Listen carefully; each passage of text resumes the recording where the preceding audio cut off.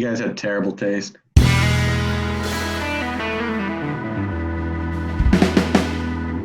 up, everybody?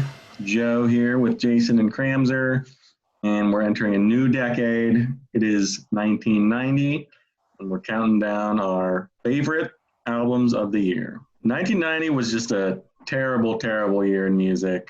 It's by far the worst, I think, as far as, I mean, I'm not even talking about like albums we like, but as far as the general American populace, what they were listening to, really bad. The top selling album, I believe, was Rhythm Nation 1814 by Janet Jackson. That came out in 89. But the biggest name in 1990 was MC Hammer. His album had the longest run, 21 weeks at the top, which is a lot. It's the first diamond certified rap album. It's kind of a, watershed moment, I guess, in American music. This kind of really helped popularize rap as kind of a mainstream thing. And you had Vanilla Ice at number one right after that.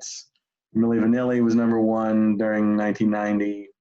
Paula Abdul, New Kids on the Block, just a bunch of really kind of crummy albums. So this is not a great year. It'll get better in 91. I think we all know what's coming. But 1990 was just devoid of good music kind of in popular culture. We'll say that. Other than that, there's a lot of stuff going on around the world. You had Germany reunification in Germany. Russia was breaking up. Soviet Union, I guess, was breaking up. But none of that stuff's really that important. So let's get to our lists. Who's starting us off this week? I know we talked a lot about this year kind of off the air about how kind of hard it was to find great albums. So I'm interested to see kind of what everyone picked. I think it's wide open this year. Might have some surprises, some interesting things maybe we hadn't thought of before. So let's go. Let's see what we got. Okay, so heading into the whole Albums of the Year series, back when we were starting 65, I kind of had 1990 earmarked as the worst year of all time. And I think that has a lot to do with what Joe was talking about, the pop charts. Really, really terrible. I was going to do a podcast thing with another friend of mine where we talked about songs that peaked at number 2 on the charts. So there was a time where I went through and looked at all of the years and songs at the top of the charts, and 90 stuck out as just being god awful. But having gone through the albums and looking at things that I do like, I've decided it's not my least favorite year ever. Right now, I'm giving that title to 1982. 1990 is not great, but it's not as bad as I thought it was. Let's get to my picks, I guess. I had 4 that were pretty solid selections, and then there were like 4 or 5 albums fighting for the final spot.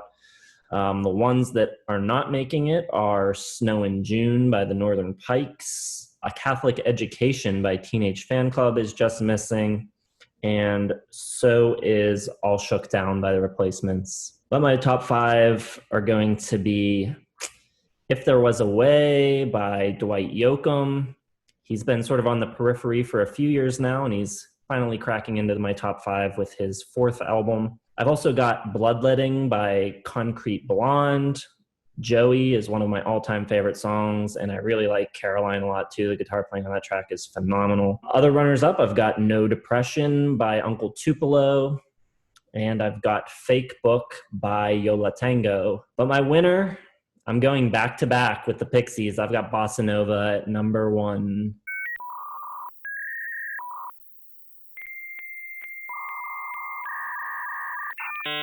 I probably like Doolittle more.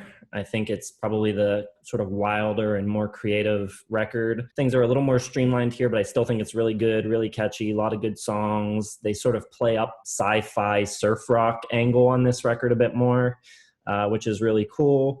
I just think it's a great record by a great band. Number 1 for 1990, going with the Pixies. Is that your first back-to-back since the Beatles? No, I was back-to-back with Elvis Costello in 81-82. Good call. I'm with Joe. Even outside of the pop charts, I think 90 doesn't have a great volume of really good albums. I've got enough to get this show on the road and enough for the list. Realistically, maybe my winner would compete for like top 200 favorite albums ever, but it's tough. I had just missing my nominations, Violator by Depeche Mode, and Jason's winner, Bossa Nova by Pixies. But my runners-up, we share Fake Book by Yo La Tengo. I've also got Shake Your Moneymaker by Black Crowes. I've got Heaven or Las Vegas by Cocteau Twins. And Ragged Glory by Neil Young and Crazy Horse. But my winner is going to be Nowhere by Ride.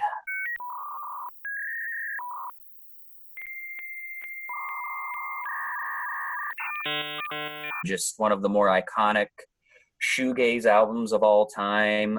It's just done incredibly well. It's a little different because it doesn't have quite like that sort of like plastic rock beat behind all of the songs. It does a little bit, but it's a little bit more of like a psychedelic, just broad horizon. But it's got all of the elements that you want. It's got those distorted, mopey guitar tones. The songwriting is like adorably sappy at times. Like it's just heart-throbbing, heavy-hearted, bittersweet. The gravity of these young, lusty loves is completely overblown, and it's like, kind of pathetic in a way, but it's just done so well, and it's just a really good piece of art with just, really dusky sensations, and, what I would say have just some really cool guitar parts on it. Seagull, Kaleidoscope, great songs. Polar Bear is one of my all-time favorite shoegaze song. Vapor Trail is up there as well. It's just a really good song, really good album. Shoegaze is one of my personal favorite kind of styles and genres. And, it's not my favorite shoegaze album, but for this year, it kind of stands above the rest.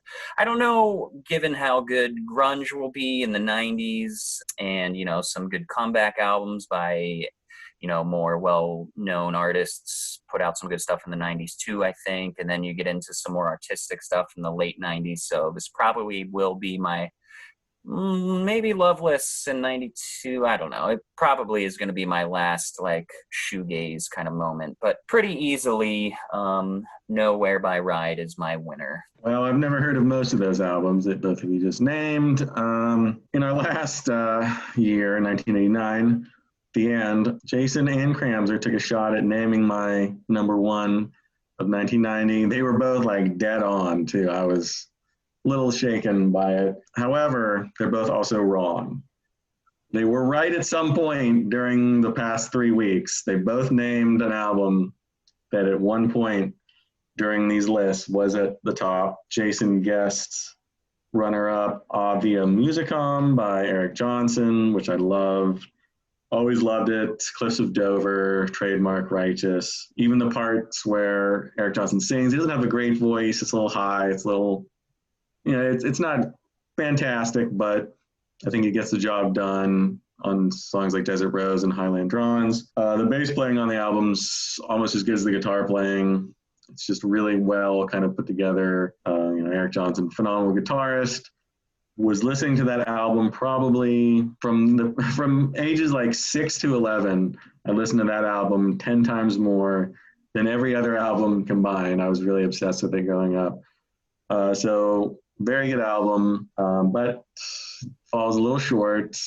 Kramzer also guessed one of my runners-up, Facelift by Alice in Chains. I thought that was the presumptive favorite going into these lists when I was going through each year, writing down. I put Facelift at number one, Man in the Box, We Die Young. Really the first sort of hit of grunge to kind of reach the mainstream with Man in the Box. Kind of totally different sound with Lane Staley's low voice, the awesome harmonies. Great album, but not quite number one. Also runners up this year, I have Painkiller by Judas Priest. A nice return to form for them.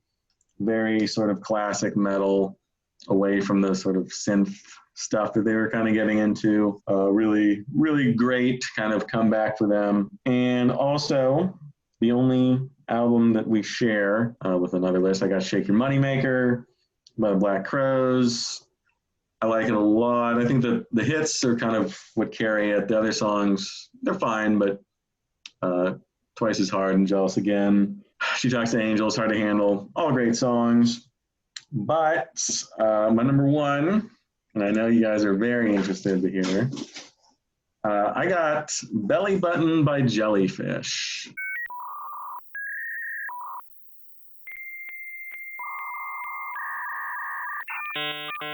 Awesome kind of power pop. And I really got into these guys not until like the last couple of years. Just randomly heard one of their songs, kind of got obsessed. They only have 2 albums, which sucks because I think they really could have been great, but they were kind of just the wrong place at the wrong time. Power pop was never going to make it during the early 90s in the face of grunge, but they're awesome. Andy Sturmer, Roger Manning, kind of the 2 behind it. Killer, almost Beach Boys-esque harmonies sometimes. A lot of sort of Beatles influence, Raspberries, Big Star, Badfinger, just kind of right in that sort of late 70s power pop kind of world. And I just really love the sound. I love the jangly guitar, they're not like completely unique. They definitely wear the influences on their sleeves. It comes right out. But there's some great guitar work by Jason Faulkner and great bass work. Just, I don't know, it all just comes together for me. I like the songwriting. I think I like their second album more, but for 1990, this was kind of a perfect year for them to rise to the top. That's it. That's my winner for 1990, Belly Button, Jellyfish. I don't know if people know about this band even. I didn't know about them until recently, but I wish someone had told me. It's another one of those bands where it's like, this exactly speaks to me, and no one ever told me they existed. So I had to rely on Spotify randomly putting one of their songs on one of my lists. So whatever. I think if you like Big Star and Raspberries, you should check them out. Cheap Trick, all those bands, because they're great. So anything else for 1990? I mean, this is like, everything after this is just going to be like, for me, grunge superstars for the next, 6-7 years. And then it gets a little more wide open, but, early 90s is just sort of loaded. Once Joe said that we were both wrong, I thought it might be Empire by Queensryche, which you had Queensryche before as not a winner, but as a nominee before. As a nominee. I think their first album is much superior to Empire. It's a little too cheesy at that point. Although I love Jet City Woman, and don't get me wrong. Oh, I know you do, my friend. 90 was a great year for metal. I got a shout out to Trouble, Megadeth. Yeah, Megadeth on the list. Almost made the list. Slayer had an album. Cowboys from Hell is in 90, so good year for metal. Dwight Yoakam almost made my list. That was a good choice by Jason. It was just kind of, I feel like in a couple years, maybe that kind of music will make more of my list, but just off a little bit. I didn't quite have enough time to really listen to it enough for it to jump past Black Crowes. So, okay. That's it for 1990. Leave us your top 5s for 90. Interested to see what everyone has to say about this year, because it is just so wide open. Like the video, subscribe, hit the bell, check our profile for Twitter, Instagram, and Facebook. And we'll see you in 1991. Time for some grunge. Wear your flannels. See you then.